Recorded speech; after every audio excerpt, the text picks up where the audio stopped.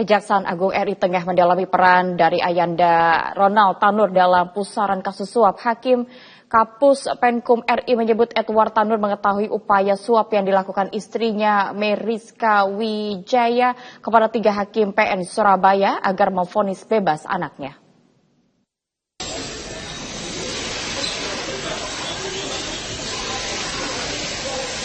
Kapus Penkum Kejagung RI Harli Siregar mengatakan Edward Tanur menjalani pemeriksaan di Kejati Surabaya untuk mengetahui sejauh mana pengetahuan Edward Tanur terhadap proses hubungan antara istrinya Meriska Wijaya dengan Lisa Rahmat kuasa hukum Ronald Tanur. Jaksa juga mendalami sejauh mana pengetahuan Edward Tanur terhadap pembayaran uang 1, miliar rupiah dari Meriska Wijaya kepada Lisa Rahmat. Harli Siregar menjelaskan pembayaran tersebut kemudian diserahkan Lisa Rahmat kepada Zarof Richard, mantan pejabat Mahkamah Agung. Penyidik pun tengah mendalami proses penyerahan uang dari Zarof Richard kepada 3 hakim penerima suap kasus Ronald Tanur. Harli Siregar juga menambahkan penyidik juga tengah mendalami siapa sosok hakim di Mahkamah Agung yang sudah berkomunikasi dengan Zarof Richard untuk dipersiapkan jika ada kasasi. Tidak jawab, tidak ada pemeriksaan.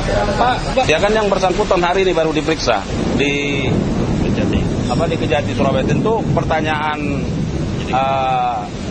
teman media itulah yang tentu akan dilihat ya. Bagaimana pengetahuan dari Edward Tanur ini terhadap proses dari hubungan antara MW dengan LR ya, karena kan sudah ada pembayaran kan dari MW kemarin 1,5 ditalangi oleh LR 2. Nah, bagaimana pengetahuan dari Edward Tanur? Nah, itu sekarang yang sedang didalami. Nah, tapi bahwa dari LR kepada ZR itu sudah iya kan, itu kan keterangannya dirilis kita yang pertama kan, bahwa dari LR itu sudah disampaikan kepada ZR. Karena kenapa? ZR takut uang itu terlalu banyak kalau bentuk rupiah, maka ditukarkan di seputaran Blok M. Nah, apakah uang itu sudah sampai? Nah, ini yang terus didalami oleh penyidik.